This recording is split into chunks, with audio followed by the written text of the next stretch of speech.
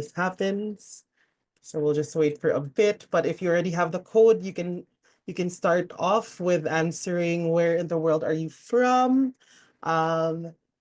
Apart from that, if we can ask everyone to please rename yourselves with your organizations, just so that we know where you're coming from. Just like what me, Shubham, Aaqib, Sophia have, just to put your organization right next to your name. That would be great. Let me try if I can pull up the.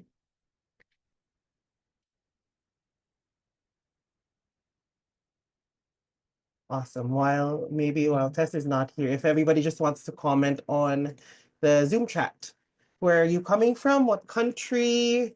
So I'm coming from Manila. Some of us I know are coming from Bangalore, in Kenya as well, Nairobi. Can we ask the others in the chat to please put where in the world you're coming from?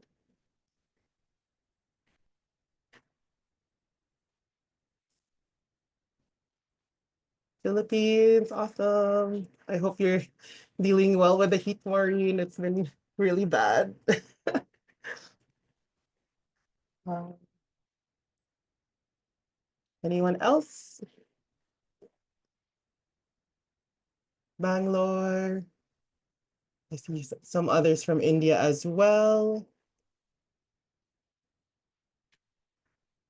Cape Town, awesome. Tanzania, great.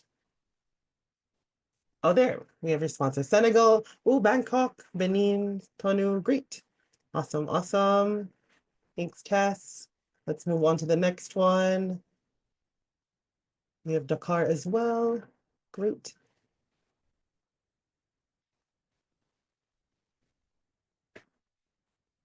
Awesome. Okay, so we have mostly incubators and accelerators here, which is great. This session is really meant to be from the lens of the incubator and accelerator, so that's awesome. Next slide, please, Tess. Okay, so we wanted to just know if your organization currently focuses on health tech or have some sort of healthcare vertical. So it seems that not overwhelmingly, like most right now, it's a yes, some not really.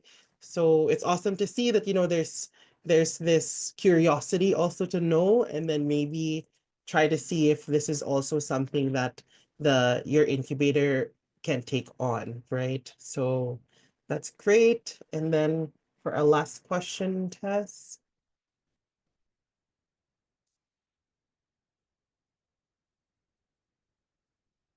What's the most exciting health tech innovation that you've seen? The Lisa robot, a mental health hotline, like a place where you can call in case you're feeling anxious or depressed.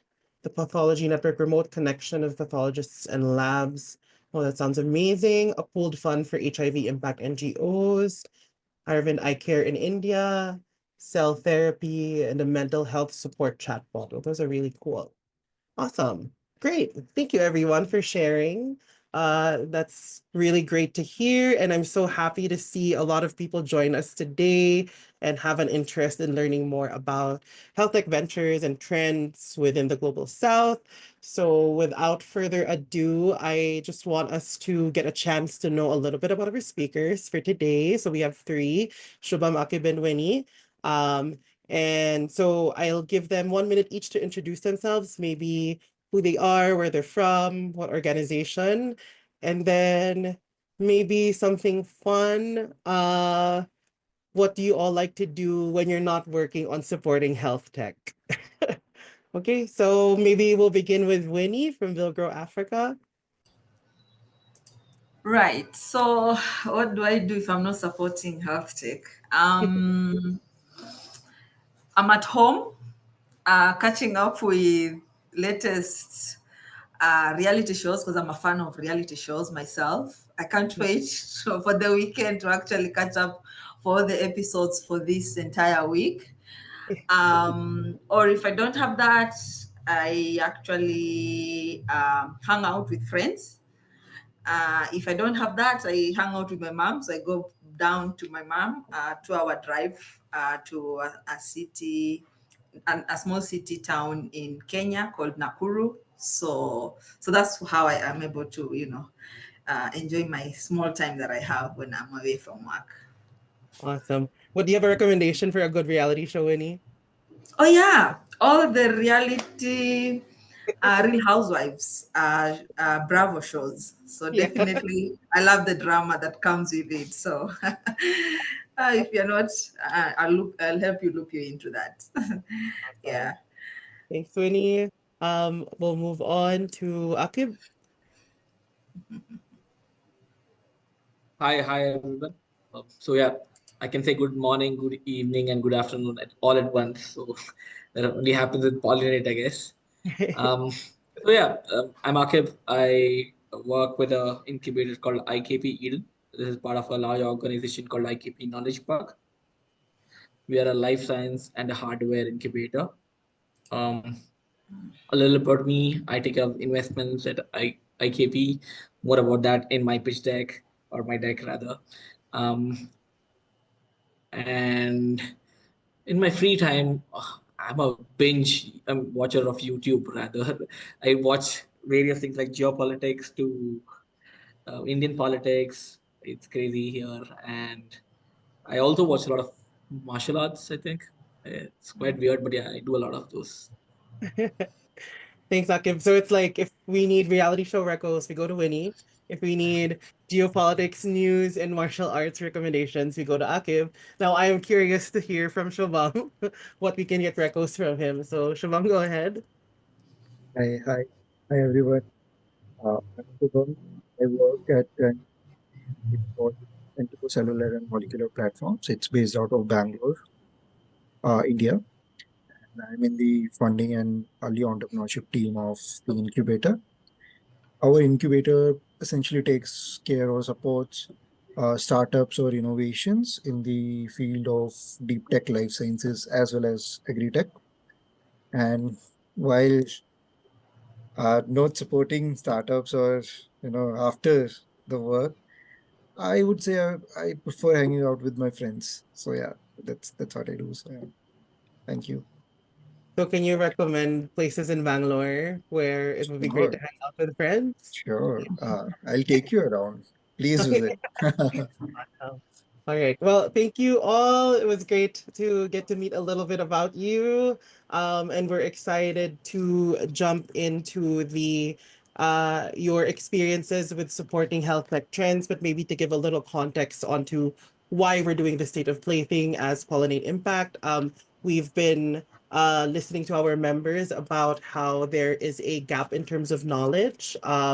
Of industries. So one of the bigger ones is healthcare, and we wanted to help kind of address that gap in knowledge through these experiences that other members in the network could bring in, right? So that we're able to support those who would want to learn more. And now I'm excited to hear from our experts and speakers for today, and we will start with Shubham from Camp to give us their insights and their experiences. So, thank you, Rod. Is my slide visible? Yes, you can see it. Great. Hey, hello again, everyone. So, I'll be taking you through initially what CCAM actually doing in the field of healthcare, and then followed by certain aspects or certain operational aspects of our incubator, followed by some trends, and then the lessons learned. So I'll just start my timer. Okay. So CCAV is Center for Cellular and Molecular Platforms. We are an initiative of Department of Biotechnology, Ministry of Science and Technology, Government of India. And our mission is to enable high-end scientific research and deep science innovations for societal impact. So we cater to we cater to not just startups, we cater to individual entrepreneurs, academia, industries. Also, we take care of translating and commercializing deep tech discoveries which happen in academia and with the help of our in-house team at CCAP. And we are part of Bangalore Life Science Cluster, which, in addition to CCAMP, has National Center for Biological Sciences, uh, Institute of Stem Cells and Regenerative Medicine, as well as TIGS, which is Tata Institute of Genomes and Society. So overall, we have these three pillars at CCAMP, which is with the help of our high-end equipments and high-end technology platform, we support academicians, researchers, and also we have uh, incubation programs for startups, as well as other funding and mentorship programs for the startups. More on that in the upcoming slides, as well as we develop technologies, as I mentioned, that we have our in-house team of scientists. With the help of them, we develop technologies, we co-develop technologies. Yeah, so these are the couple of technology platform which is open to uh, researchers, innovators globally, not just India. Uh, Maybe you can take a screenshot of this. So we have mass spec, we have mouse genome facilities, protein technologies, imaging facility, all high-end equipments. We do it.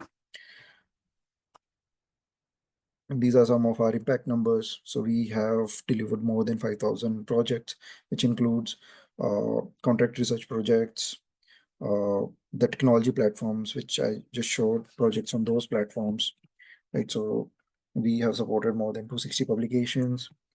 Yeah, so moving forward, so coming to the incubation part or nurturing the innovators and startup part. So we have funding, incubation, as well as mentoring. So today we'll be focusing on the incubation part of it.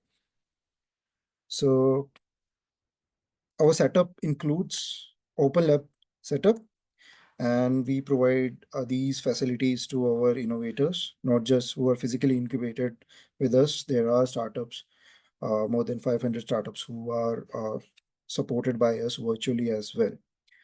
Um, yeah, so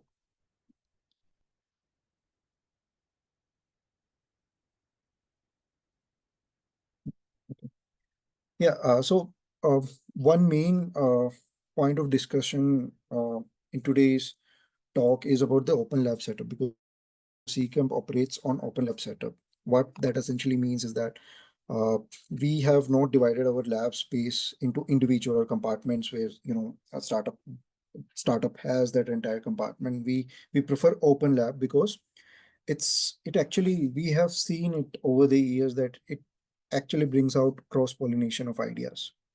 And because, see, for example, here in the image you would see, so we provide them plug and play facility where we have invested hugely uh, into the high end equipments, and they can use it. Startups can come and use it with their R&D team, right? So cross pollination of ideas within founders, within employees, that's something which we promote. And whenever you are in India, please come visit us, and you'll see that in practice happening during tea time in the lab, right? But that comes with certain challenges, and because I've been told that most of our participants in today's talk belongs to incubator category, right? So with this setting, there are a lot of challenges which come. For example, conflict management, right? Because now it's a larger team. It's not just one startup. When multiple employees of different startups are engaging with each other, so there are challenges of conflicts. Shared space management, just for example, freezer, right? So because it's open lab setup, so freezers, the samples, everything. So these are some minor details which, when you scale up, you actually need to consider. Then clearances of inbound, outbound material. So these are some major challenges which we face. And equipment demands, like, okay, in which sort of technology, in which sort of equipment we should invest, right? So these are some challenges. IP protection, that's a very, very major uh, challenge when it comes to open setup, because you're doing experiments in open, right? So there are serious challenge around it. Uh, then accommodating specialized equipment. So we have not faced this, but couple of incubators with whom we interact, they mentioned that, when they give specialized space to startups for their equipments, sometimes they just lock it up and the entire room or the entire facility has been blocked, right? And slot management. So these are a couple of the challenges which you as an incubator can face, especially dealing with healthcare startups in open lab setting. How do we deal with it? So these are very case specific, as well as actually because of these challenges, we are very much strict on our SOPs, the SOPs which we have built on individual points. Uh, for example, for IP protection, we have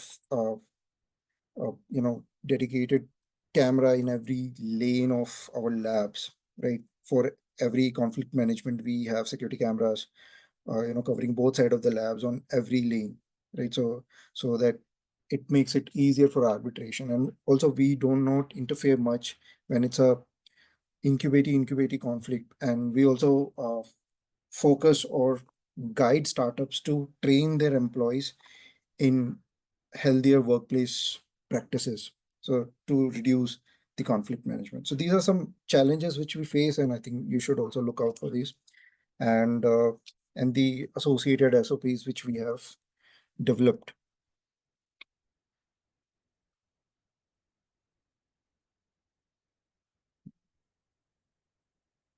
Yeah. Now another aspect which I wanted to cover was the deployment part of the technologies.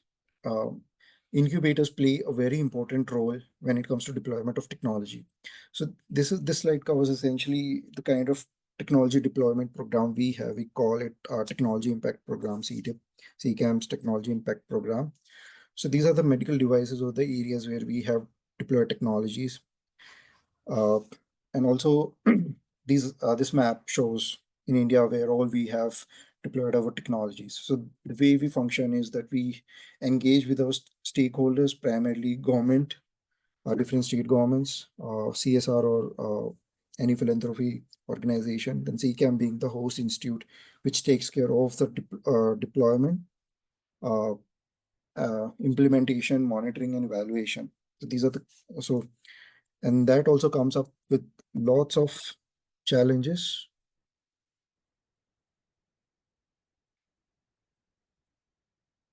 Yeah. So this slide essentially talks about challenges with respect to stakeholder management, because we follow a top-down approach. We we talk to government, we get them on board. The government actually decides or gives us the site where the technology has to be deployed. We have a portfolio of technologies which we show it to the government.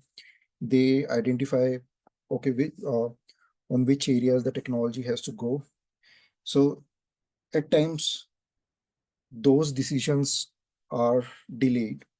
So, and navigating that stakeholder meeting, that is very much challenging for us.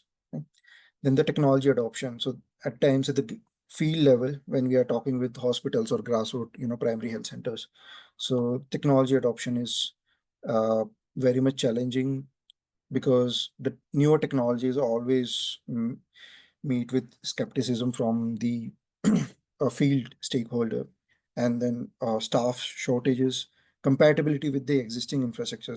So one of our technology faced this issue that the technology needed central oxygen line in the hospital, and at field you do not see those kind of setup. So that's the compatibility issues which we faced. Over the time, the company did develop the technology without the central oxygen line. So this technology deployment pipeline which we have built also acts as a feedback mechanism for the companies to develop their own technologies or further improve their technologies. And then also staff mishandle the device, because at field level we get to see a lot of inflow of patients, and in that, we have observed that, there are a lot of cases of mishandling of the devices. And then if the technology partner doesn't have a support in the field over the time, because of multiple issues with the product or the service which we are deploying, uh, you know, the stakeholders at the field tend to not use it because the servicing takes time, the logistics issues, because if they don't have field staff, then the device has to be sent back to the, let's say, Bangalore office or wherever their tech team sits, right? So yeah, again, as I mentioned, so we follow top-down approach because we deploy technologies in primarily you know government setting, government hospitals. So there the top-down approach works very best. That is what we have observed. Yeah. No.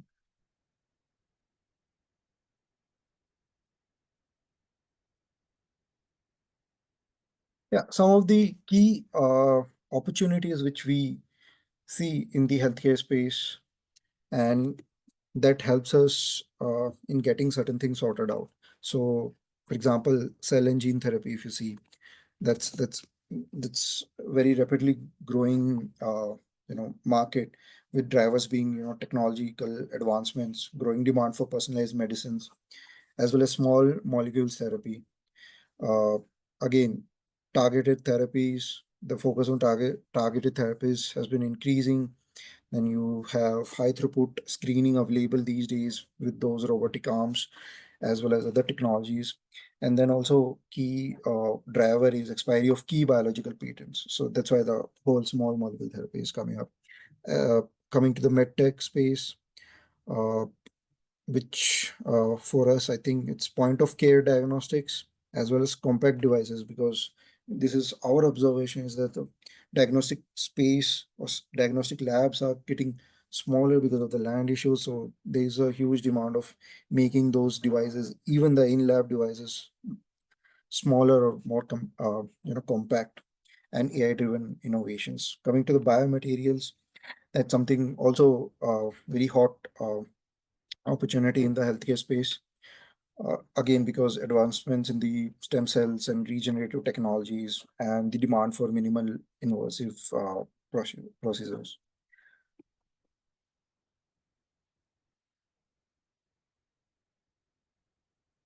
Yeah, other opportunities include in silico simulations, AI based or computational drug discovery, because it actually works on the philosophy of fail fast, fail cheap, and then again, a requirement for high throughput operations by um, cost-effective operations by the pharma. And biomanufacturing is something which even we uh, are very keen to scale up. And yep, because increasing pharmaceutical demand with cost effectiveness in production of, let's say, enzyme or APIs. Another emerging space in the healthcare uh, area would be augmented reality in surgeries, robotics, high throughput screening, nanotechnology, data storage. So yeah, storage technologies in cell, that's very much exciting because so one of our startups is actually working on you know making, I mean, storing data in DNAs of a cell. So that's something very much emerging and hot topic in the healthcare space. So overall, what we have learned from our operations and the opportunity trends which we have seen is that we need to understand, as an incubator, we need to understand the demand and the technology requirements of our startups in future, maybe 5 years down the line. For example, whether they would need GMP facility, right? So we should start investing uh, in GMP facilities from now. Maybe they would require larger bioreactors, right?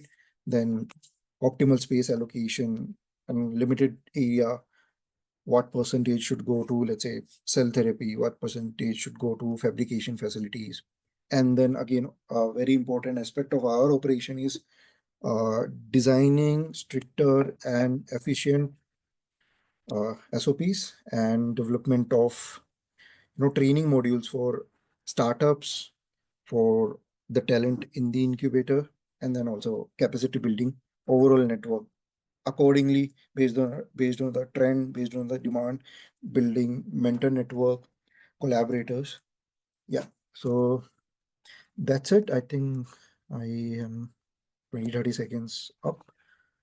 Thanks so much, Shubham. No, that was great. I think, especially with the concept of an open lab, right? Like the opportunities that you've kind of discovered through it, but also in reality, there are also challenges that come with it. And also, I appreciated what you shared in terms of how you're able to mitigate these challenges. So thank you so much. If you have any questions for Shubham, if you can put it in the chat and we can go through them after everybody is presented. So please feel free to comment it, or you can also reserve it once we go to our Q&A. Just a quick reminder for everybody to please rename yourself so that we know what organization you come from. It'll help us with identifying you, especially during the Q&A later on. So thank you. Thanks again, Shubham, for your presentation. We'll go to Aaqib of IKP Eden. Hello, hello. Hi, hi. So yeah, is my screen visible? Yes, it's visible. Yeah. So again, like I said, I like talking about myself first. So yeah, I'm a mechanical engineer. I love building products. So anything from a concept to product to commercialization, that gives me a goosebumps, and I like doing that. I started off as a design engineer, very specifically designing implants. So healthcare side, sort of comes naturally to me. I think serendipity. I mean, when I got in, I didn't realize that I would be doing innovation space, very specifically to medtech. And thereafter, I joined IKP in 2015 to 2017. I was there for about 2 years before I jumped ship and started my own startup. Did that for about 4 or 5 years. Um, I would say I did a couple of startups there. I would call it businesses, not startups really. One of them was a startup, rest everything was businesses around it. Again, a very good opportunity presented itself in 2021 post the second wave of COVID. Joined back IKP Eden / IKP Knowledge Park. Current role is quite diverse. The open-ended role. I do anything from investments to incubation to even advisory. And I also manage a lot of programs and projects for IKP. Yeah, like I said, this is one more thing which I do in my free time, that is give unsolicited gyan to startups. Gyan is knowledge, basically, Hindustani or Indian language. Yeah, so predominantly I work with mostly medtech startups. We have invested in close to 22 medtech startups. This comes from diagnostics, IVD, medical devices, software as a medical device. So quite a few health tech platforms. So quite a few. I'll come to that a little later. More about the parent organization, IKP Knowledge Park. We are here to build knowledge economy. So we believe in research and development and then innovation. Uh, C Camp is deep research. Shubham had a very great presentation on what they do. Kudos to them. We do a little differently from that. We started off as a science park, and then from there we pivoted to incubation and innovation space. So we came from larger companies down to startups. So that's a different journey. We were set up in Hyderabad back in 1998. We have supported more than 1,500 startups and projects. We have helped more than 60 large and mid-sized companies to set up shop in India. And these are from various countries who wanted to set shop in India. We have set up more than 9 incubators in Hyderabad and various places in Bangalore. Uh, we were erstwhile called ICICI Knowledge Park because of ICICI Bank's they were the initial promoters, and then it was moved to IKP Trust. We have we work with a lot of government agencies across the globe, um, all the way from USA to UK aid, DFID, and various government of India departments like Department of Science, Department of Biotechnology, Startup Karnataka, a lot of those guys, right? So we run a lot of innovation programs for them. Coming to the Bangalore one, we realized very early on in 2014-15 that India needs Make in India.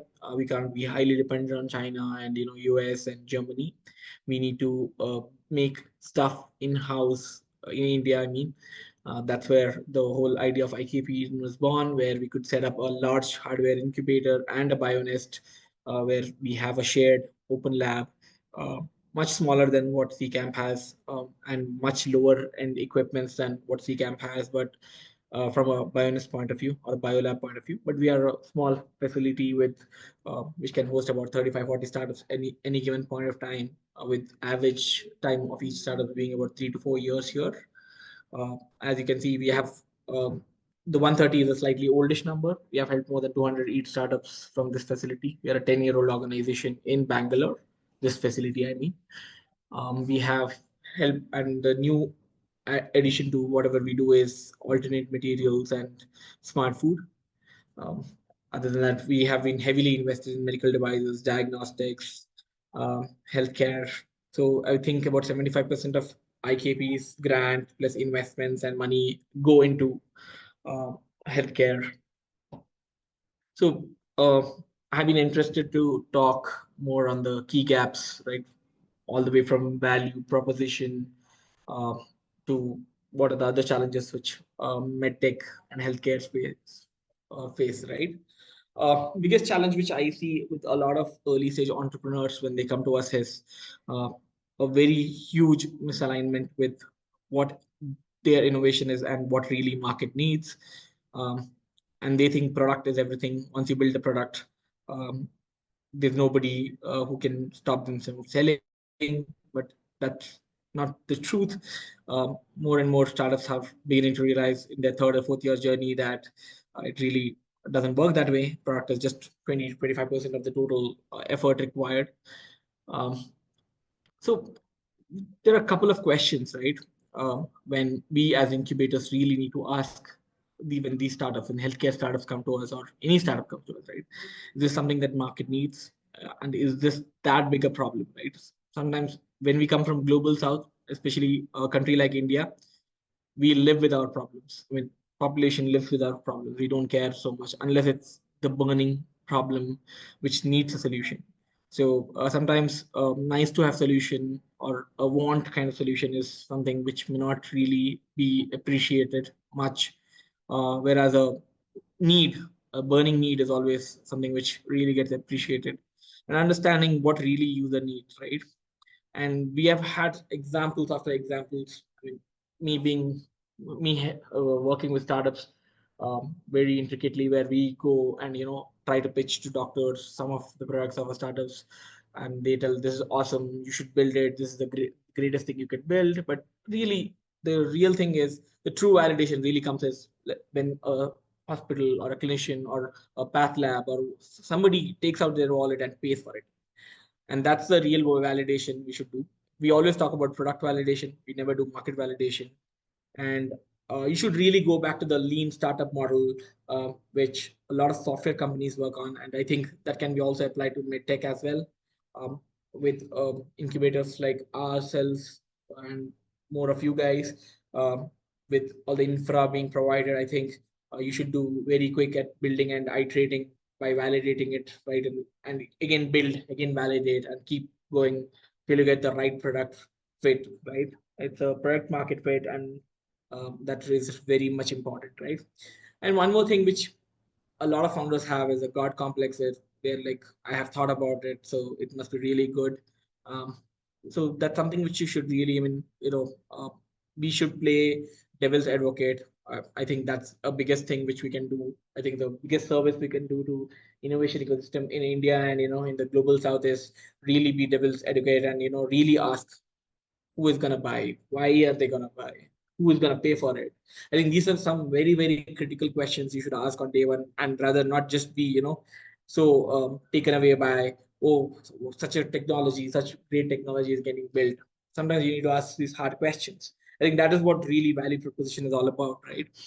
um Again, there are various challenges, right? There are clinical outcomes. What will happen if this doesn't work in clinical settings?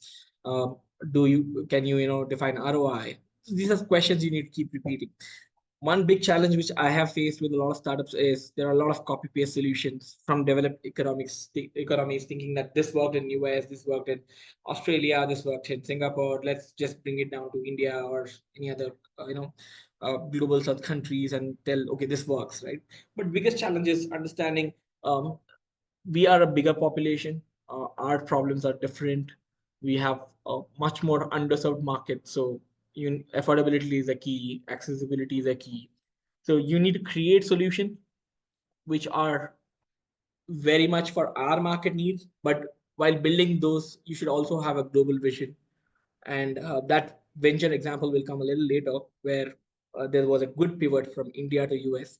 But again, but you build it for India or global South rather, and then you kind of project it to global and build world class products. Incorporate all the regulate quality systems. Product should look amazing, and that's how you build it, right? This is more of more than an exclamation. This is more of a question mark rather. This is some piece which we are working uh, day in day out uh, with startups, because this has kept us awake. I think most of other health tech incubators also face the same challenge.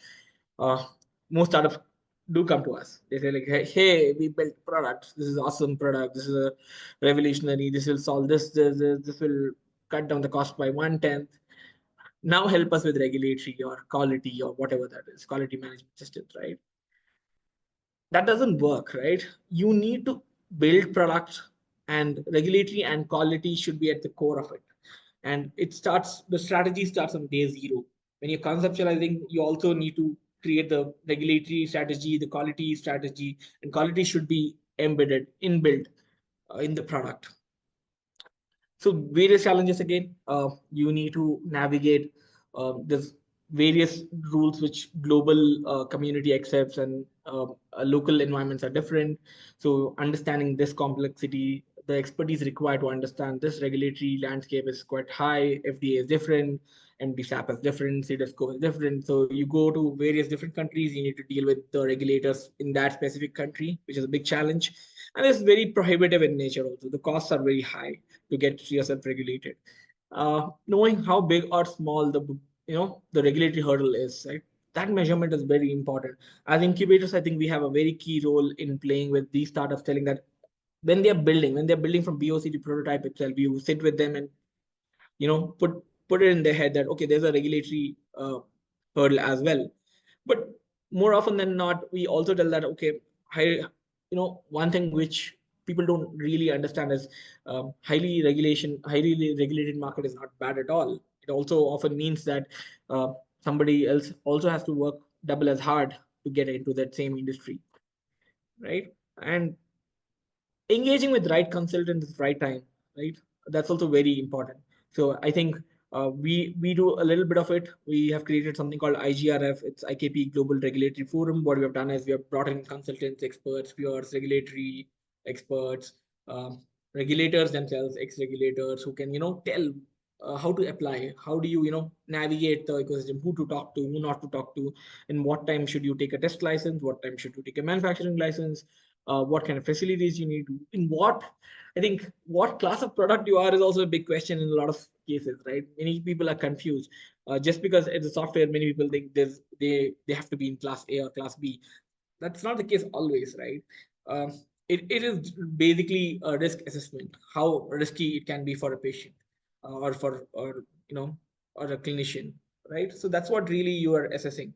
I think there's a huge role where huge upskilling is required from incubators like ourselves, where we need to upskill ourselves, get in experts, consultants, build that collaborative ecosystem where regulatory and quality can be embedded in health tech startups on day one. um, Another big challenge, right? We have been trying to solve it for last 10 years, and still we have more questions than answers here as well. All right. I think building products out of India is very difficult. I think that's the same with Global South as well. Uh, there's very little to no room for trial and error. I mean, you can design while design stages, you can do a lot of trial and error. At POC, you can do that. But when it comes to manufacturing or prototyping, it becomes very prohibitive from a cost point of view, from time point of view, uh, from vendors point of view, right? And the expertise in prototyping and manufacturing medical devices is quite rare. Whereas uh, there are manufacturers, there are CMOs, there are workshops who can do a lot of things, but um, medical devices or healthcare devices or healthcare products are quite different. It requires a different kind of, even when you think of us SAMDs, right? Let's say you go to outsourced software developer, they need to understand what HIPAA is, what that is. So from that angle also, outsourcing also becomes very challenging, and especially due to low units and repetitive changes which you need to keep making. So that is very prohibitive in nature. Again, this is something which we are trying to solve. We have created something called Smart Fab. We are trying to take up that part of the work from startups, where we can help them prototype, also scale their manufacturing to a low volume or batch. And this is something which I feel a lot of incubators should do, because there's a collective. I think you have, if you have more than 25-30 startups, you can have good terms with vendors, you can have good terms with experts, you can get good terms with consultants and stuff, right? And getting high quality product and consistent product, right? Consistent quality is a big challenge again, especially in Indian manufacturing ecosystem. It's a big challenge. That's something which we are trying to solve. We are trying to build in SOPs similar to what CCAM does. We are also trying to build SOPs where we know how repeatability can be achieved, how you can get that precision, right? And at the good cost, right? We are trying to bring down the cost by 20-25% from what a vendor charges. So we are trying to do all those things to see how we can accelerate innovation, right? Like I said, we run this something called Smart Fab. It's a manufacturing as service model for anything from a unit to batch manufacturing. We do it. We also do mass manufacturing also, but at mass you can do it on your own. I think unit to batch is a challenge. So I think a lot of incubators have a great role to play there as well. This is something which is very close to my heart. I think I've been thinking about it for quite some time, and I've been discussing with a lot of my peers and other incubators on how healthcare landscape has been uh, kind of growing, and how the timelines are shrinking. There was and I have divided this into three waves rather. There was the first wave and second wave and third wave, and these are like at least 7-8 years apart from each other, or 6 years apart from each other. Um, the companies which started in 2008 9, they have been 15-16 years in the industry. They're just taking off, and these have been standalone devices, products, healthcare, IVDs, medical devices, very good names, big names. I would name here, I think Remedio, Porus from India, I think Malbio. These are the startups which have taken off and have really created these pathways. I think documenting these pathways is very crucial, so that the next generation of startups make good use of it. I think that's one thing which we have to become. We have to become a repository of data of how the journeys. We need to start mapping the journeys of these startups, so that and startup coming in the next batch becomes very easy for them to navigate this thing. The second wave, we saw a lot of these IoT data, AI ML based devices. These took 7 to 10 years, a quick drop in 5 years in their thing, because the funding landscape in India became much better for deep tech in 2014-15. It has become much better now with fund of funds launched by government of India in the current budget year. Third wave, again, better funding, better regulatory. This has dropped even further. We see startups going to market in 3 to 5 years with crazy advancements in AI, cloud computing, robotics, genomics. I think these are something areas, again, you see a lot happening.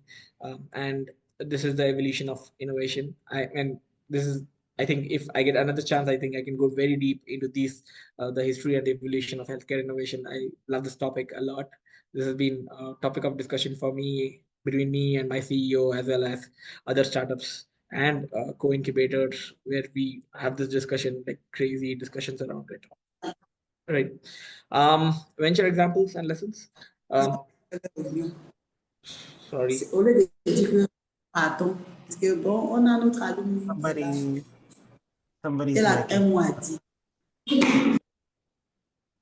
Right. So yeah, the two venture examples I would like to give out of the 250 in Bangalore and 1,500 overall in India, what we have done, right? This is first one is a fertility monitoring startup. They incubated with us in 2018. They still use some of our facilities even now. We supported them with grants, advisory, equity, and this has been a very biggest investment we have done, and I think biggest in terms of returns. Uh, we are yet to get returns, but I think this is going to be a 25x or 30x kind of return, which we are expecting, which is a big win for incubators like us. Um, biggest learning there, right? They had built a very strong product based on very huge need, especially monitoring fertility is a big challenge, right? With population becoming more educated uh, and more developed, we are in especially in developing nations like ours, where uh, the the people getting pregnant is uh, going much later in their lifespan. 30 35 plus is where people do plan for kids these days, and I think these get identified as the right problem at right time. And but I think India was not ready for them. They had to pivot. I think 2021 or something, they pivoted to US. They still kept R&D, manufacturing, everything in India, but sales predominantly happened in US. Or last year, and I think in 2024 they ended with an 18 million ARR. That's a huge win for medtech startups in India, at least, because before that, breaking the 5 million ARR ceiling was itself a big problem for a lot of these startups. Right now, they are looking at they have already cracked US FDA. They're looking at how they can expand to European markets. I think that's a big win for IKP, and I think also big win for uh, healthcare startups in India. Second startup which I really have been working for quite some time is the maternal and neonatal care startup. The startup has built monitoring devices which can do 1,000 days of pregnancy. That means pregnancy and post-pregnancy, post-delivery sort of monitoring of healthcare. And they were with us in our facility for more than 4 years. Uh, we supported them through various grants, infrastructures. Right now, we are helping them with their stethoscope licenses. But it was a slow journey. It took them 7 years to reach where they are, but now they are really taking off. I think that's been one more example. Um, the bottom line is you need to mix it up a little. You need to have a lot of grants, advisory, investment, and regulatory and manufacturing. You need to bring it all together and then shape it up. That's how you build venture. Uh, Again, like I said, you need to go into high touch venture builder model than a low or medium based incubation model. I think that's what the healthcare or medtech really requires, because there's much more effort required. And what we are also doing, at least in IKP, is we are trying to prioritize our portfolio. We're trying to reduce our portfolio rather than going broad. We are trying to come down so that it really is unrealistic. Like me, there are more program managers like AP. We all manage more than 30, 35 startups. You really can't do much. I think you have to have high touch, discussions, really work it out, really help them build strong networks. I mean, all your incubators need to build strong hospital network, doctor and medical, professional network. I think this has been one of the biggest learning we have done. We have started building networks, but I think right now we are building partnerships with these networks, hospitals, where we can do clinical trials, we can deploy products, that kind of thing, right? Another big challenge, I think, and this needs solving really, really soon is we need to build a ISO 13485 manufacturing setup, and so that startups can build, test, and productize faster and validate faster. And we need to build frameworks, right? At least IKP, we follow a 3P framework where we have a maturity model across 1 to 5, uh, which 1 being the least and 5 being the topmost, across people, product, process. I think with especially with medtech or healthcare, uh, people, process, and product is very, very crucial, and you need to keep graduating them from 1 to 2, 2 to 3 to 4. I think at 4, I think they are independent of you. You don't need to or do anything much with them. But I think 1 to 3 or 1 to 4 is a very, very crucial part. That's all, folks. I mean, right? Uh, I knew Nice Rod was last coming and slide, then Aaqib. helping me, No, and I was like, that's all, folks. Right. thanks so much, Aaqib. No, it was a really great discussion. I think what I really appreciated was the one about the value proposition. I think sometimes we tend to forget, especially in such a product heavy subsector, right? Like really going back to the basic of like, is it really needed by the market? Do we validate it? Is it something that people will actually buy? I think it's a very important lesson for those who work with hardware, especially or even software in health tech. So thank you. And yeah, the history part, I think we can get into on another session. It seems like you're very interested there, No, so no, we'll no, I'm definitely not. talk more I'm about very strategically get this. I can share that with people. That's all right. that. Sure. Thanks, Akim. We'll go next to Winnie from Villgro, Africa. Thank you.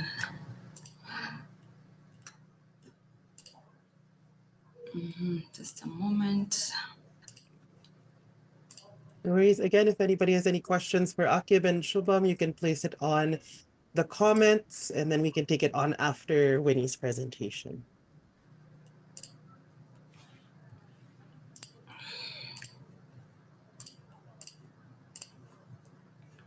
Right. Hi, everyone. I never got to introduce myself clearly in the beginning of this session, but happy to do so, especially with the role that we play at Villgro and how we've been able to support and screen, and also navigating the critical element of technical and funding, which has been one of the hurdles that not only in medtech, but the entire health tech has been struggling with here in Africa.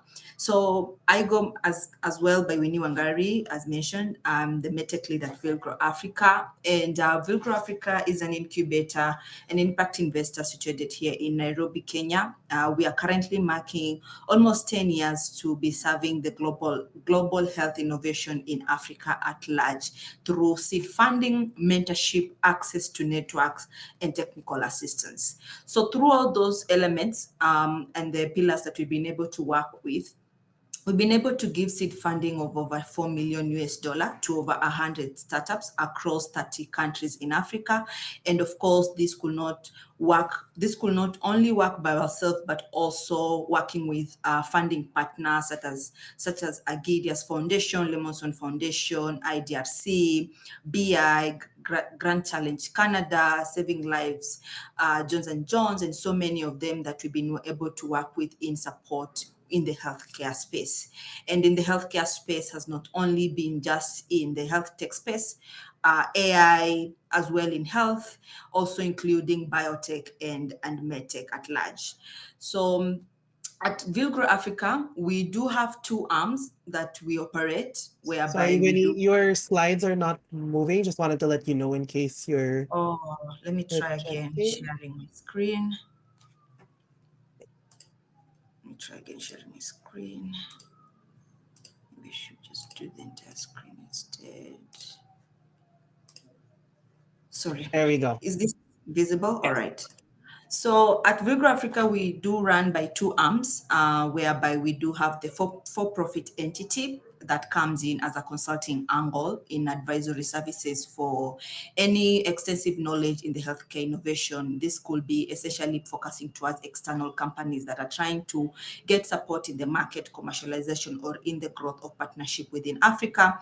And then the other bigger part of Villgro Africa has been the not-for-profit entity, whereby we're able to grow the capacity building of innovation here in Africa to help them understand the full business potential, whether we are looking at the incubation and mentorship support or even giving funding to their companies to be in a position to actually elevate through that. So in the combination of the technical support that we provide, we also do a lot of screening and selection, which is part of the conversation that I'll speak to in terms of how we rigorously look at selecting companies into our portfolio or even into our acceleration support, which has highly been been one of our strengths to incorporate such element, because there are gaps that we've been able to see, and I'll be able to speak about it and how we've been able to navigate it.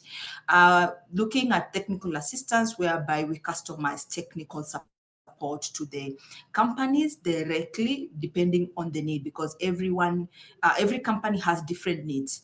Spoken to what Sikap has been mentioning about the different elements into which that can be considered as well, what IKP Eden has also been able to present what could also be considered as part of a customized technical assistance that can be leveraged into supporting the companies, depending on the gap that they have. Then there's the capital seed funding, which we offer directly to the company to be able to de-risk some of the mechanism that they're looking at, more precisely towards the funding risk, of which what is the element I'll be speaking to as one of the things and the discussion to address. The thematic calls that we do, specifically targeting a specific type of innovation so that you're able to manage a certain portfolio. And this has been can run for like 1 to 2 to 3 years, depending on the thematic call of that particular company that has been able to be supported within a program or within the incubation program entirely. There's the ecosystem building, whereby we kind of work together with the government, academia, and any other go-to-market partners so that they're able to thrive in their gaps that they don't have. So not all companies in the healthcare have everything in one. So we try our best to actually encompass some of those elements and working with the different ecosystem partners to leverage that. There's the market intelligence that comes with the support. Also comes in as well as part of our not-for-profit support with advisory work, whereby we evaluate the insight that is given, we evaluate the market that the company is tending to get, and identify how the growth opportunity will lay ahead, especially for the companies who are trying to scope out or even scale up to other markets. And not only that, given that Villgro Africa only supports startups, we are able to give small tranches. But with our partner, Just a Rift Fund, we are able to give more than funding, another round of funding that we can recommend in tickets of 200K and 800K for the companies who can be promising, especially after our portfolio have been graduated. So overall, in the entire Africa, I can say that we've been able to support a couple of companies. This list here is just a couple of companies we've been able to support through different programs, also including companies in the medtech, biotech, and also health tech and AI in it. So to our first conversation, which is the screening and being able to onboard and generate a landscape of how you are able to, bring on board. And in our large scale, this is how we look at the companies in terms of how to tailor them into coming into our portfolio, or even any other acceleration support. We have the need assessment, which is a very intensive interviews that carried along multiple interviews, whether virtual meetings or even in-person meetings, to just evaluate the status of the company, the information that they give, and also the incubation support and acceleration support that comes in, whereby we are able now to tailor our technical support towards a specific gap that they want to address. And this can be related either working on a weekly meetings or bi-weekly meetings. And all in all, this encompasses all the troubleshooting of maybe working on the business model, working on the manufacturing aspect, working on the team, which also is a big ideal part to consider when you're looking at the need assessment. There's the impact measurement that we actually track and I see that as well.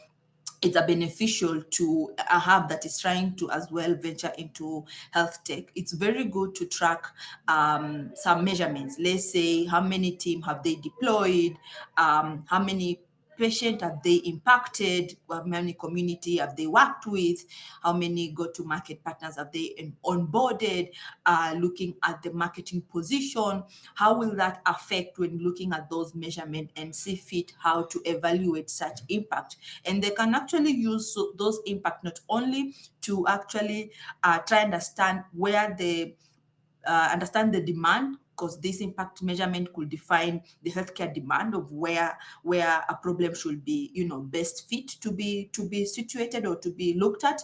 That can also look into the aspect of how you can coach a company or maybe future companies in an aspect that will leverage what they're looking at.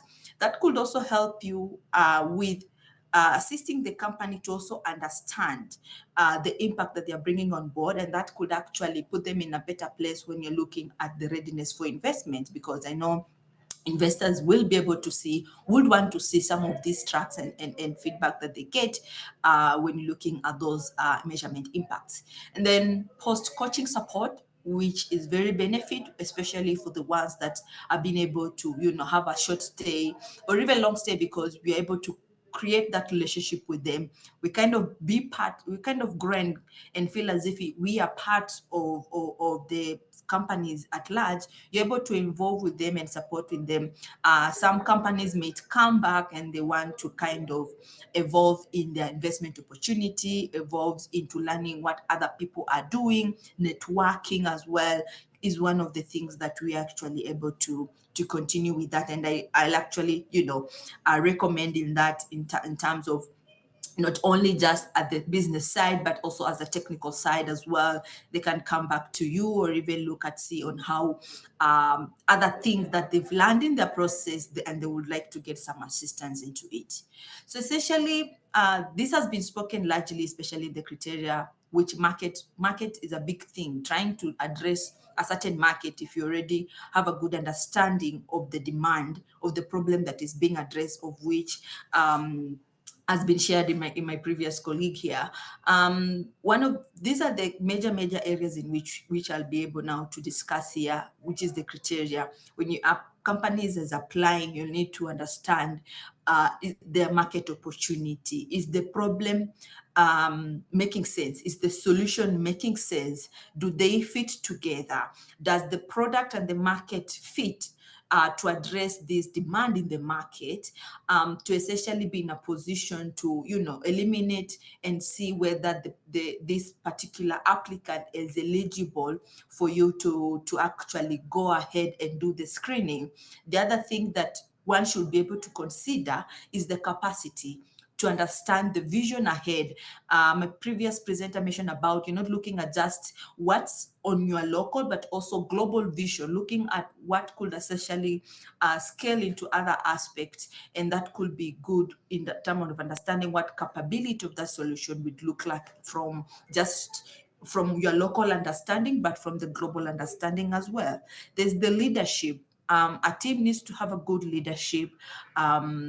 Need to be resilient into what they are doing, so that their commitment to making sure that the business is feasible, that the business is successful, and keeping in mind, and one thing that we'll be able to learn is that they should not be able to 100% rely on you. So the business should be able to be scalable, even post the incubation support, even post the support that you're providing to the healthcare, should be able to make sense of the revenue model, should be able to make sense of the competitive that is out there in the market.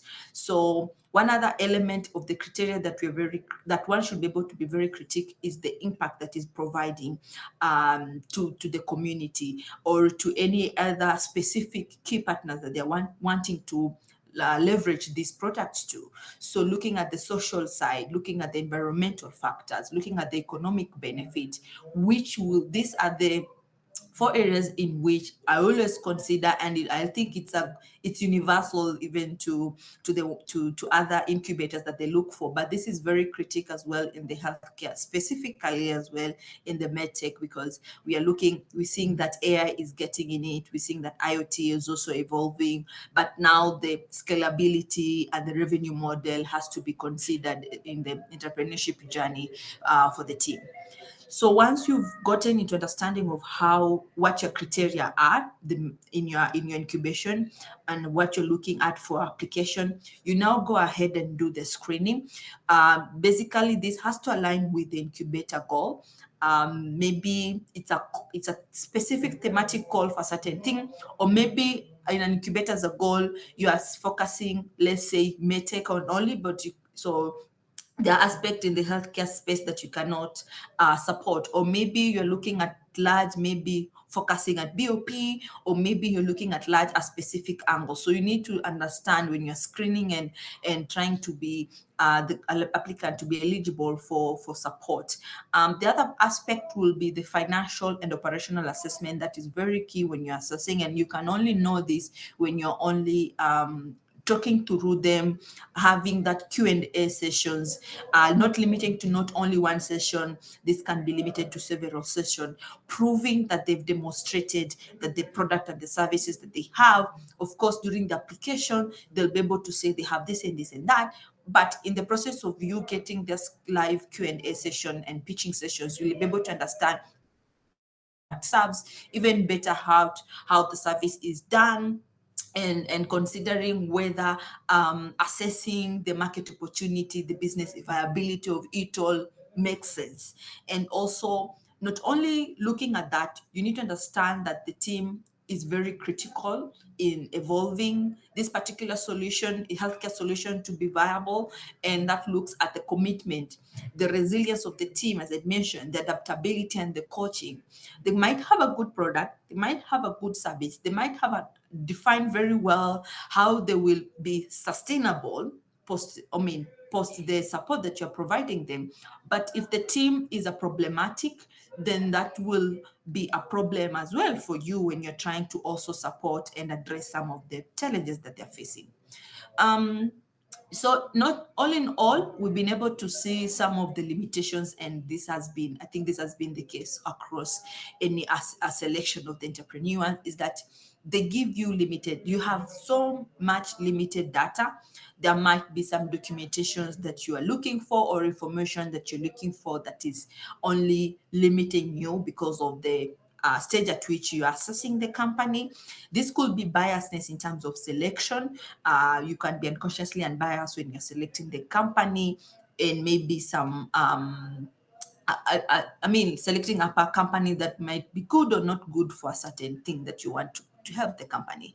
We're looking at the limited scoping of the background from what you've done as a support, and maybe what they're looking for as a support with that. And then with that, in terms of scalability concern, we've seen that a lot of a lot of the companies that come to us don't understand the continuum of how they'll be able to scale, and that has been a problem. The financial viability, which has been across everything, high risk for companies to struggle with funding, and also being in a time to actually meet the aspect of what you've agreed on, or meet the aspect of why they're fundraising within a specific time. So we've seen that a lot of medtech innovations, when you're supporting them, you know that you'll be able to reach a certain milestone between a certain time frame. But because of the lack of funding or other concerns, they might not be in a position to do that. So the timeline as well might differ from time to time, depending on how case by case scenario changes. To alleviate what I've spoken about on how we assess the companies, I will recommend that you actually create your appropriate framework tools that will benefit and leverage the competitiveness or even the complementariness of the analysis that you're working on. And as Villgro Africa, we created this due diligence framework tool, a comprehensive tool that was designed to evaluate and assess the invention from all angles. So they apply to us. We of course will be driven by the data that they're given, but especially for medtech and AI and software, whereby an analyst may not have a background in a specific field, and you have this set of questions that you're able to ask during the QA session, or even a form to fill to see whether a certain questions are being asked, technical questions are being asked directly to the company, and that will help you really help you to evaluate the product, where it is in terms of stage, where it is, the team, do they really understand the product, do they really understand the type of services they're providing. So a tool that will be able to elevate and evaluate the assessment that is being done during the application of their support. And this will encompasses all the overall score. I know this is not the screen, I just screenshot a piece of it. And there's so many questions that the analyst is able to ask and is able to score according to the answer that's been given. On the behind scene, there's also a guide of the analyst of why they're able to score a certain level, because there are answers and guiding frameworks of why an innovator will be able to answer like this, and how they'll be able to recommend and score that particular company. So this will be driven by the data that has been shared during the scoring system, and also during the pre-incubation. It's always good to actually try and define those gaps early on. This could be like more of a pre-incubation support, of which we actually have been able to do that to kind of de-risk the level of onboarding a company that is not ready yet to be given support that is needed, so that you de-risk that element. The mentorship and advisory support is always critical. We might not be able to actually provide every information or every technical support that is needed, but with the support of advisory and mentorship, you're able to pull in that extra support. That could be looking at the global aspect, that could be looking at also the regional aspect or the local aspect into it. So the critical handles I'll be able to share, which I'm supposed to discuss, which is the funding deployment and the technical hiring. I'll start with the funding deployment, and this actually carries along both from the hub, the accelerator hub, or even the startup side of things. So to be able to support a solution, especially in the homegrown alternative, a lot of companies in the healthcare, especially what we've been able to see, they've been able to rely so much on grants, and they've been able to rely so much on safety notes, or even equity sharing of their contribution towards sustainable of their businesses. So a statement that Wilfred had mentioned in one of his articles was that these solutions in the healthcare, especially for the ones that are here in the homegrown alternative, they should be able to incorporate, or other partners, they should be able to incorporate into helping and robust and helping and growing the healthcare ecosystem. And manufacturing, microinsurance, banks could come in, setting aside funding for CRS to be in a position to actually help and support the innovation in the healthcare. I know majority of them might be very scary, especially trying to understand how the healthcare system work, the innovators system work, so that they're in a position to even give funding. This could be loan, this could be any form of funding to be in a position to actually elevate of what they're looking for. So some of the challenges we've been able, or some of the challenges that the incubator will be able to see or will be able to encounter, is the balancing between what the company needs in terms of the social impact and the financial sustainability. So you might be an incubator who wants to have a focus on social impact to a community or to a region, but at the same time, if you are also strained on the financial sustainability, then that will affect you providing better support to the company. That also goes as well with the company who might also be strained in the financial sustainability of things, so that they're able to provide those impactful numbers and indicately understand the impact that they're trying to provide to the community if they're not able to do that. There's also the aspect of insufficient funding, and also trying to see how they can lower risk of investment. For the incubators, this seems to be more, a lot of startups or a lot of support might come in with you having to provide funding here and there, but you also rely in other funding models, like getting it from PPP, private-public partnership, or even get it from private philanthropists, or even getting from other types of funding for you to be able to do that. So that will also rely so much when you're looking at the risk that comes with supporting or giving funding, even if it's grants or debt, to healthcare ecosystem. There's the investor mismatch, whereby you differ your expectations from the timelines of how the investors come in to when the deliverable for a specific goal are for the companies.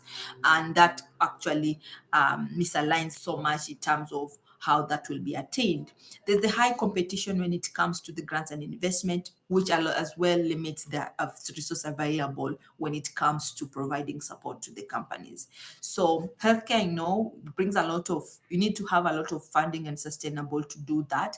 And to be able to do that, you're able to come in with some of the element into some of the opportunity you can leverage, whereby you can combine a financial blended approach, including grants, equity, debt.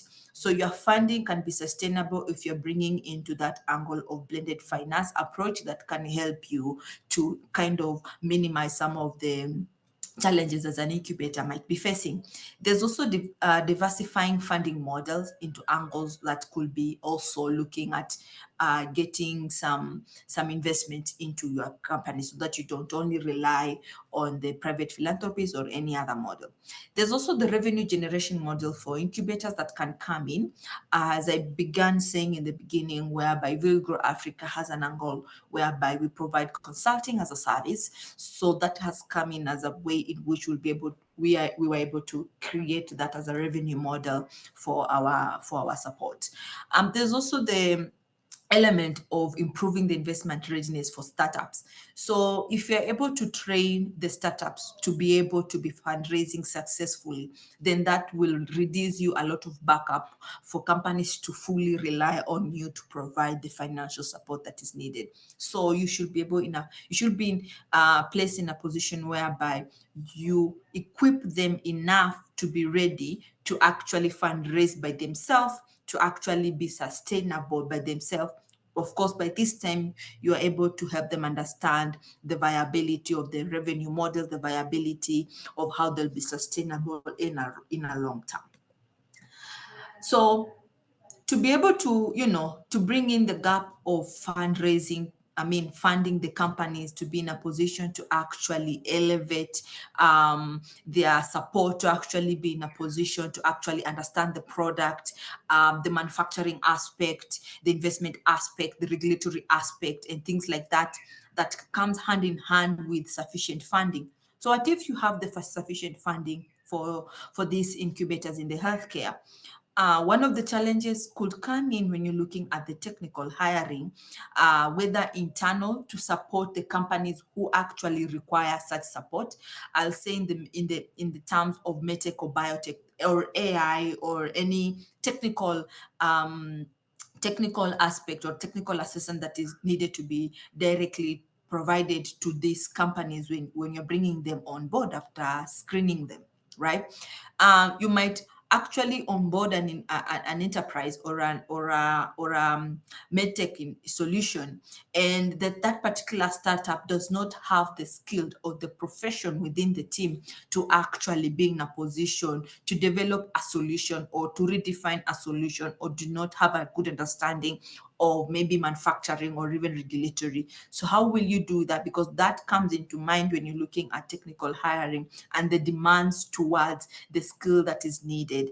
And this will bring a lot of strains looking at the right talent, and actually not only looking at the right talent internally as an incubator, but also for the startups. And that's why I began saying that if the team do not have a good understanding of the product, you also need to have a good understanding of how you'll be able to support them. And that comes in with advisory and mentorship support that could bring in the right talent and resourceful to be in a position to bring in this product in this competitiveness. So some of the challenges that companies and also not most majority of this has been faced a lot of to the companies who are trying to have a technical product out, especially given that I lead in the medtech. I've been able to see shortage in skilled areas, either engineering, AI, biotech, or even regulatory. That has been a very big challenge. So you kind of have to bring in from your end that element of mentorship, so that they're in a position to actually bring that talent into the team. There's also the element of the startup competing with corporates to the top talent. We've seen a lot of startups who have employed people or employees to be part of their company, but they're not able to retain them for a very long time because they have limited budget to actually maintain their salary, right? So how are they able to compete with the top companies that are able to provide the same salary, who have top talent to actually come in and benefit and improve some of the elements of their product development? And then also there's the turnover of brain drain and turnover of skilled employees that you keep on have to change time to time.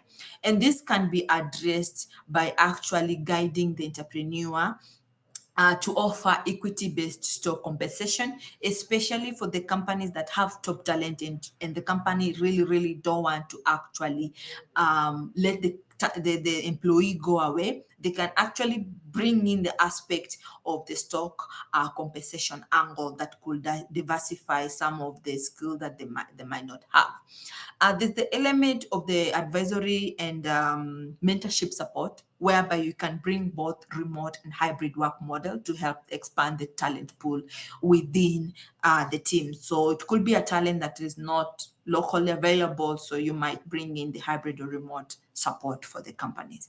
There's also diversifying the technical support with the ecosystem partners, whereby as an incubator, as mentioned with my previous presenter, you're not able to actually accommodate a lot of this support within an incubator, because that also restrain you a lot because of the resources that is needed for this. So one way in which you could actually diversify is to actually grow your ecosystem partners. So you'll be doing one part of it, your other partner will be doing the other part of it, and so on and so forth, so that you're in a position to actually have a full cycle of supporting the company when they come at a certain stage and when they leave to maturity at a certain stage. There's also element of internal training progress in terms of in-house capacity, Thanks, Winnie. or even Wrap up. support. I'll give you 30 seconds. We need to wrap up. Sure. And then there's also, the element of internal training that I've mentioned about, whereby you can capacity the internal team or hiring the right talent, and also providing peer-to-peer support within the companies to be in a position to actually do this.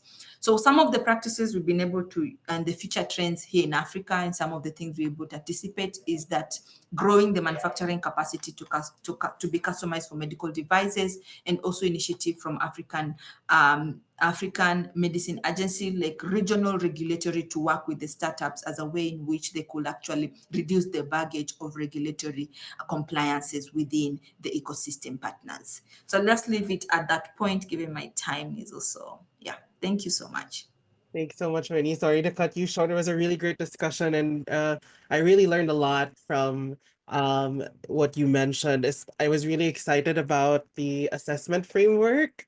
That was something that I think is a useful tool for all of us here who are, screening and selecting. I think that's a really great way to kind of summarize and see from a general standpoint how a certain startup is doing, right? And if they're actually fit for incubation support from your end. So that was amazing, really great. Thank you so much for sharing your thoughts. I'd like to bring back all the speakers to the here. And we were supposed to have a case study challenge, but it seems you have run out of time because of the really great discussions that our speakers have, which is really okay. We'll still send it over because these are some case studies that might be helpful for people to look at and also just think about with their teams, and see how, scalable, impactful, true to market these ventures are. They actually come from our speakers today and their experiences with these ventures. So it'll be a great way for you to, try it out without actually supporting these health tech ventures yet. So it's an experiment that you can do in your own offices. But we do have time for a few questions, and I did get one from Elsie here on the chat, and I'll leave it open to any of the speakers who want to answer. She's curious about, hi Elsie, she's curious about what types of challenges and opportunities are there in rural healthcare deployment compared to urbanized spaces. So I'll leave it to any of the three speakers to start us off. Shall I take Rahul? Go ahead, Shubham. Okay, thank you. Hi, Elsie. So CCAMP has a pipeline of deployments of technology. So where we work with especially government stakeholders, especially to deploy technologies in the rural setting. So there the major challenge, I'm not sure if, I mean, this I'm talking from Indian perspective, I'm not sure if it's true of your locality.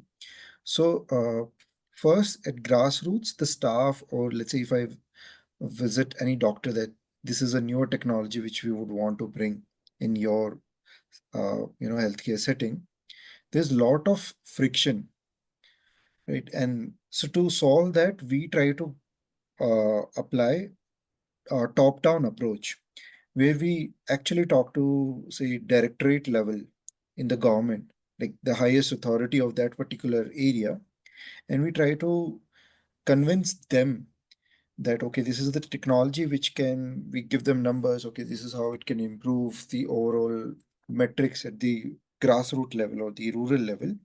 And from there, the orders are passed down and they give the approval letter or the authority letter.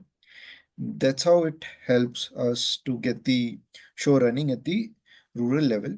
That's one way. And also, once we get this approval, then we sort of start seeing a pull as well from the healthcare practitioners, because once they start using our technology, they see that, okay, one person can manage, let's say, uh, if I talk about ICU management, right? So one person or one nurse can manage multiple beds.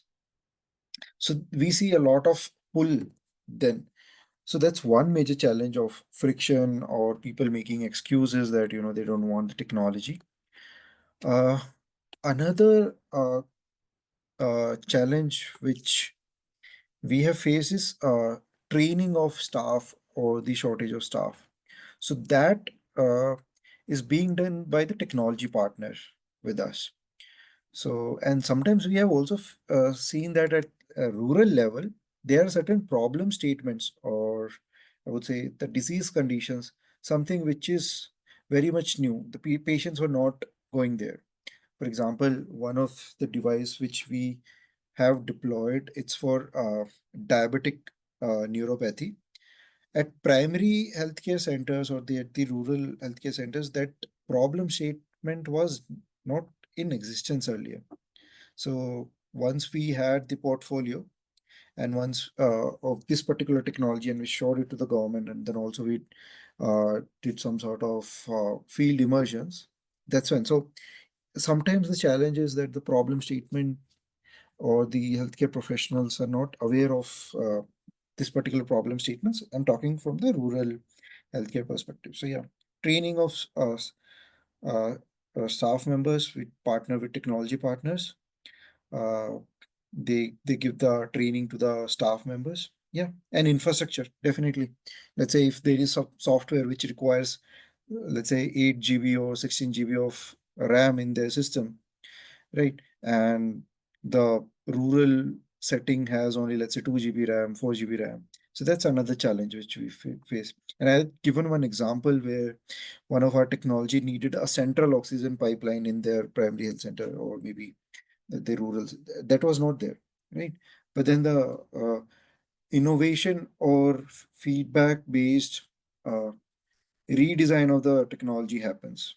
So yeah, these are some of the major challenges which we have observed in Indian setting. I would love to know more about what sort of challenges do you feel, or yeah. Thanks, Shubham. Aaqib, Winnie, any from your end? Same as Shubham. Uh, Again, uh, so basically it's a different lens, right? Rural is predominantly, at least in India, it's public health for us. A lot of the spending is from government, and that's the deployment is a little bit large scale. And you start with the district, and you get into multiple, the whole state rather. That's a model which generally the public thing works. And then uh, the urban generally is more to do with uh, clinics, hospitals, private, more private, I would say. So the paying capacity and everything is different. The model is different. So again, we tell our startups very clearly, your GTM, uh, you cannot go after both. You're either public or you're either uh, private. You cannot do both, at least in the first few years of your journey. Maybe later on you can figure out how do you get into multiple areas, right? So but this is just general advisory advice we give, that you focus on one and don't do both. Thanks, Aaqib. Winnie? Yeah, I'll say it's the same as what has been shared by Shabam, in terms of the tool that is required, the understanding of the technology behind it is kind of might be delayed in terms of adaptation in the rural area, and also the bureaucracy of some of the healthcare facilities sometimes might not be very cooperative as you thought it will be, which might differ when you're looking at the rural setup and also with the urban setup. So I think much relates to what Shabana said, and just adding to that bureaucracy angle of it. Yeah. So really like strong ecosystem partnerships are really important in especially in rural settings, right? Because there's really uh their need there for you to be able to kind of execute in those rural settings. Thank you so much. I have one last question. I don't know, we don't have any more in the comments, but while we do that, I just want to say thank you again to Shubham, Akib, and Winnie for joining us today and for giving us their experiences. It was a really nice discussion, and I learned a lot, especially in terms of the context in which health tech support thrives and is able to, and the challenges and opportunities that we have. And my question, while we also pulled up the feedback form, thank you. So for those who are in the participants, if you can please answer the feedback form. I'll give 1 minute for each of our speakers to give maybe their number one advice for incubators who are supporting or are thinking of supporting health tech ventures. What would that advice be? And I think I'll go the reverse order. I'll start with Winnie, and then Akib, and then Shobham. Yeah, I was saying, please start with me. So I'll say the advice I'll give is being resilient as the incubator as well. Keep on learning new things every time, because healthcare support or even healthcare environment keeps on changing. Whether you're looking at regulatory, whether you're looking at policies, whether you're looking at how startups are evolving with the need that is needed to be guided, or even with the need that is being addressed might change. If it's a specific disease area or even a specific community area, they might differ from different region or different problems. So it's for you to actually keep on and understanding and learning more and more and more. So it's never gonna be a learning path for just one time and then forget about it. The other thing is that you kind of also will be able to learn with the companies as you go along, supporting them, elevating what you already have. And I've seen, especially for incubators who might not have as well technical engineers or technical experts within the team to support this, will be now be forced as well to actually hire them to be in a position to provide a broad understanding of what the company is bringing on board to support these particular entrepreneurs. Awesome. Thank you so much, Winnie. I'll pass it over to Akib. Yeah. Thanks, Winnie, and thanks, Rod. So there are two. One is you need to be high touch basically. So, and you need to really cut down on. So it's unlike any other sector. You can't go very wide. You need to be very focused. You can do very specific things in healthcare. You need to specify that, like define that, well define that, and because it takes a lot more effort to do healthcare incubation. So I think uh, kind of focusing on any one of those things, like either diagnostics or SAMDs or something very specific, or telling that I will only do productization or I'll only do GTM. I think that's very necessary in defining yourself, because you cannot do everything. I, and I would say second, be collaborative. I think there are 3-4 incubators or 4-5 incubators can come along and do this, so that you can always reach out to CCAMP, you can always reach out to IKP. I'm sure you can also reach out to Villgro, where we are always open. I think I'm speaking for all of you guys, but we are always open to, co-incubate or even help you in those other aspects, right? Because I think we have been in this for quite a little longer. So I think focus on that one thing which you are very strong at. I think that's one thing I would leave an advice, as an advice. Yeah. Thanks, Aaqib. Shubham? Yeah, so my advice would be for the incubators here. Like we need to build capacity for our startups, right? So, but then the choice of what sort of capacity, and when I say capacity, maybe the technological capacity or the mentors, right? So that has to be, you know, carefully, uh, measured. There should be some sort of data driven forecasting for the demand, right? So that you can develop or invest in right set of technology. For example, we face this, that we had earlier invested during our initial days. So we had invested in, let's say, in next generation sequencing machines, right? And over the year, the technology changed, and now those machines over the time become obsolete, right? And these machines or these technologies are very much costly. So maybe having a look at the trends where the technology or the overall the innovation map in front of you while making such capacity building decisions, that will be really helpful. Also, another suggestion for incubators would be as Akib mentioned, that we have in healthcare, developing technologies or the startups who are developing technologies has longer gestation period.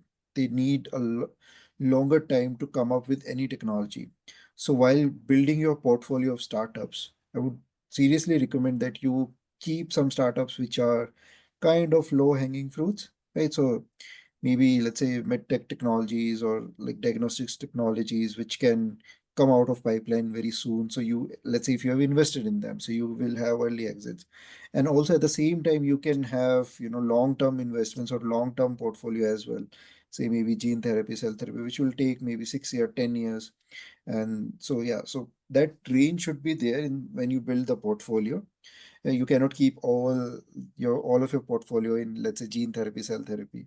Right. And same is true for medtech, because even in medtech, let's say if tomorrow your startup comes up with a idea or a product in the market, there will be hundreds sitting there to reverse engineer the product and sell it at cheaper cost. So we have seen that happening.